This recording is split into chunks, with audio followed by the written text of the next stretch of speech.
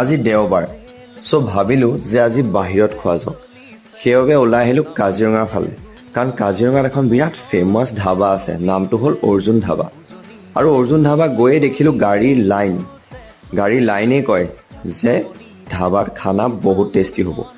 এই ধাবাখন ফেমাছ হয় মটনৰ কাৰণে, বহুত দূৰ দূৰণিৰ পৰা মানুহ মটন খাবলৈ আহে। চ' ময়ো অৰ্ডাৰ কৰিলোঁ 1 প্লেট মটন আৰু লগত ল'লোঁ দাল তড়কা।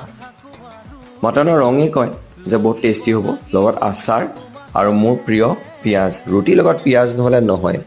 কিন্তু ৰ'ব, ইমানেই নহয়, ইয়াৰ লগত আছে আলু ভাজিও।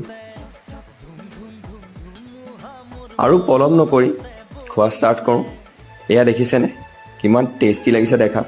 একচুৱেলি মটন কটাৰ বহুত ষ্টাইল আছে আৰু ইয়াত নেপালী কাটন দি পেলাই মটন বনায়, চ' বহুত টেষ্টি হয়। চ' নেক্সট টাইম আহিলে নিশ্চয় যাব।